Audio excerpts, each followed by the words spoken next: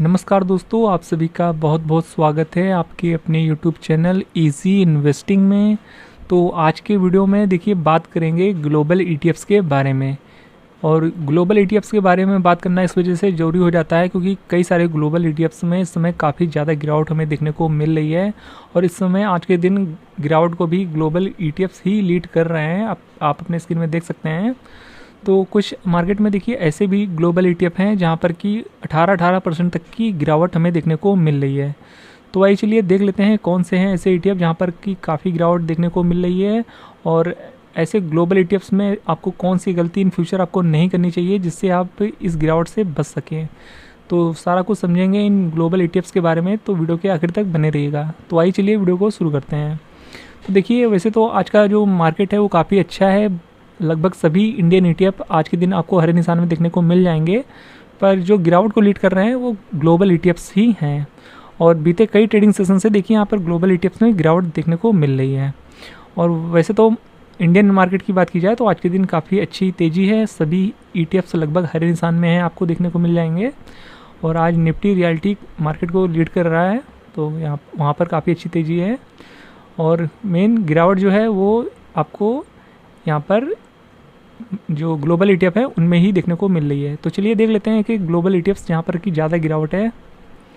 तो सबसे पहले जो मिराज एसेट का हैंगसेंग टेक ईटीएफ है, ये ईटीएफ है जहाँ पर की सबसे ज़्यादा गिरावट हमें देखने को मिल रही है शॉर्ट पीरियड में।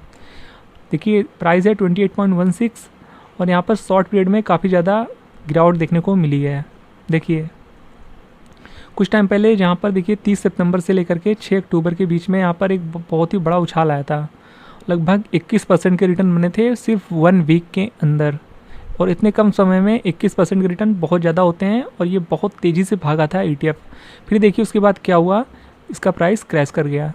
और अब देखिए 18% लगातार इस ईटीएफ का प्राइस गिरता हुआ देखने को मिल रहा है, और कई दिनों से लगातार गिरते हुए देखने को मिल रहा है। आप देख रहे होंगे ये स्टेप जैसा चार्ट आपको देखने को मिल रहा होगा, वो सर्किट में है। यहाँ पर कोई भी बाय और सेल हो नहीं रहा है क्योंकि यहाँ पर काफ़ी ज़्यादा गिरावट है। तो जिन लोगों ने ऊपर ख़रीदा होगा अब उनके पास सेल करने का मौका भी नहीं मिला है। लगातार यहाँ पर गिरावट देखने को मिल रही है और वो अपने प्राइस के रिकवर करने का वेट कर रहे हैं।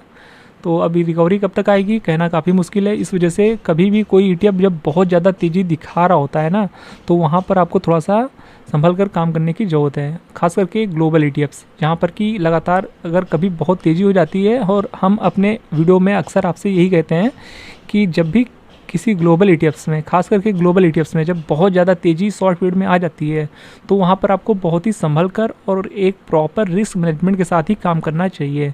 वरना फिर ऐसी सिचुएशन आ जाती है जो कि इस ईटीएफ में हमें देखने को मिल रही है कि इतने कम समय में 18% का करेक्शन देखने को मिल रहा है। और सोचिए जिन लोगों ने इस तेज़ी को देख करके ऊपर के लेवल्स में ख़रीदा होगा तो उनका आज पोर्टफोलियो काफ़ी ज़्यादा गिरावट शो कर रहा होगा।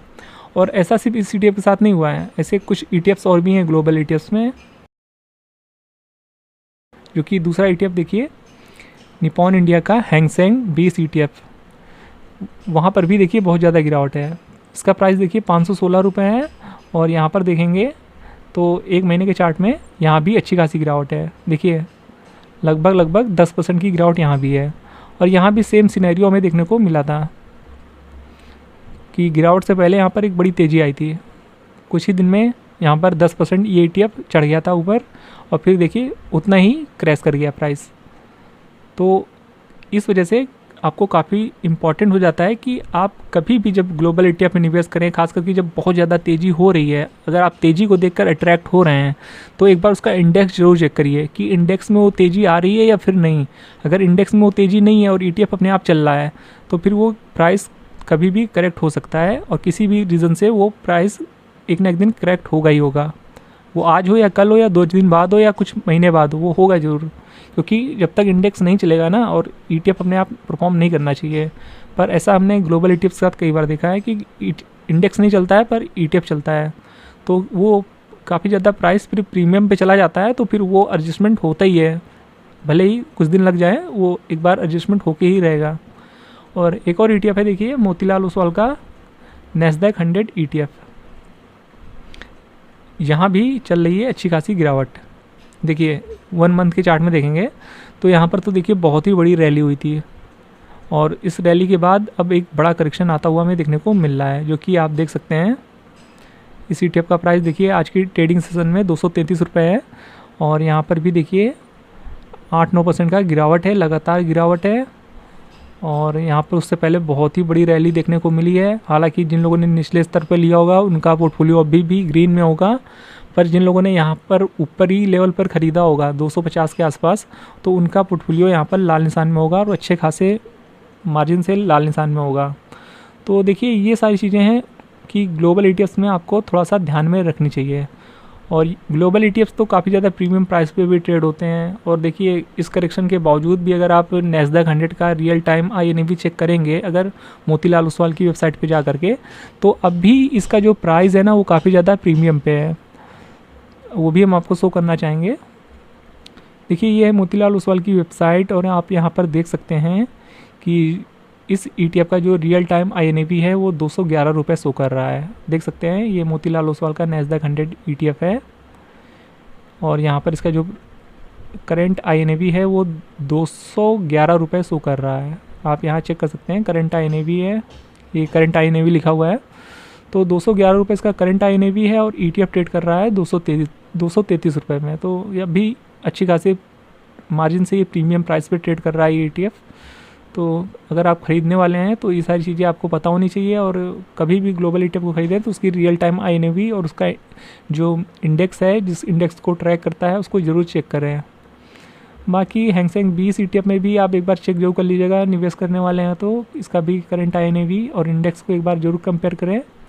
और मिराई एसेट का हैंगसेंग टेक ETF जिसका की प्राइस 28.16 है, इसका भी देखिए हम आपको चेक करा देते हैं। तो ये देखिए मिराई एसेट का हैंगसेंग टेक ETF, इसका देखिए करंट INAV 23 रुपीज़ है, करंट INAV, और ETF ट्रेड कर रहा है 28.16 में। मतलब कि इतनी गिरावट के बावजूद अभी भी ये फेयर प्राइस में नहीं आया है, और अभी भी गिरावट संभव है, और इन फ्यूचर भी थोड़ी बहुत गिरावट आपको देखने को मिल सकती है। तो थोड़ा सा संभल कर काम करने की ज़रूरत है। ग्लोबल ETF में ये सारी चीज़ें होती हैं, और जब गिरावट होती है तो फिर काफ़ी बड़ी गिरावट होती है, और जो ETF इतना ज़्यादा चलेगा ना तो वो गिरावट भी दिखा सकता है, और कोई भी रीज़न से गिरावट दिखा सकता है। तो जो सेफ इन्वेस्टर होते हैं, इसी वजह से हम उनसे कहते हैं कि अगर आप इतनी वोलेटिलिटी को बर्दाश्त नहीं कर सकते हैं तो आप ग्लोबल ETF को अवॉइड करें। अगर आप थोड़ा सा रिस्क ले सकते हैं, आप रिस्की ट्रेडर हैं, आप स्टॉक जितना वोलेटिलिटी झेल सकते हैं, तो ही आप ग्लोबल ETF में काम करें, अदरवाइज़ आप इनसे दूर रहें। तो ये सारी चीज़ें हैं जो आपको फॉलो करनी होती है, और इन सारी चीज़ों को इन फ्यूचर भी आप लेकर चलें तो आपको वो गलती नहीं होगी। और आज की डेट में अगर आप कंपेयर करना चाहें तो सिल्वर में भी सेम चीज़ें हमें देखने को मिल रही है कि इतनी ज़्यादा वोलेटिलिटी है, तो सिल्वर में भी हम वही चीज़ लोगों को बोलते हैं कि सिल्वर आजकल बहुत ज़्यादा वोलेटाइल है, बहुत ज़्यादा तेज़ी देखने को मिल रही है हाई डिमांड के चलते। तो वहाँ भी इंटरडे में 8-10% एक दिन में ETF चले जा रहे हैं ऊपर, और फिर करेक्शन भी हो रहा है अच्छा खासा, 5-6% आराम से टूट जा रहे हैं एक दिन में। तो सिल्वर में भी सेम चीज़ हमें देखने को मिल रही है। तो ये सारी चीज़ें होती हैं, देखिए आपको जो फॉलो करनी चाहिए अगर आप गिरावट से बचना चाहते हैं या ऐसे सिचुएशन से बचना चाहते हैं। तो उम्मीद है कि ये वीडियो आपको इन्फॉर्मेटिव लगा होगा। बाकी यहाँ पर ग्लोबल ETF में अगर आप फ्रेश बाइंग करना चाहते हैं इस गिरावट में, तो आप थोड़े थोड़े अमाउंट से बाय कर सकते हैं, और जिनके पास है वो एवरेजिंग भी करने के बारे में सोच सकते हैं। वैसे तो अभी भी इनका फेयर प्राइस आया नहीं है, तो कोई भी एक्शन अगर आप परफॉर्म करने वाले हैं तो एक बार अपने फाइनेंशियल एडवाइज़र की हेल्प ज़रूर लें, उसके बाद ही कोई एक्शन परफॉर्म करें। बाकी ग्लोबल ETF में कभी भी एक बार में बहुत ज़्यादा पैसे मत लगाएं किसी भी प्राइस पॉइंट में, क्योंकि यहाँ पर काफ़ी ज़्यादा वोलेटिलिटी होती है और इनका प्राइस अक्सर काफ़ी ज़्यादा प्रीमियम पे ट्रेड होता है। तो ये सारी चीज़ें आपको जरूर ध्यान में रखनी चाहिए। तो उम्मीद है आपको वीडियो इन्फॉर्मेटिव लगा होगा। वीडियो पसंद आया हो तो वीडियो को लाइक और चैनल को सब्सक्राइब करना बिल्कुल भी मत भूलिएगा। तो फिर मिलते हैं नेक्स्ट वीडियो में, तब तक के लिए गुड बाय।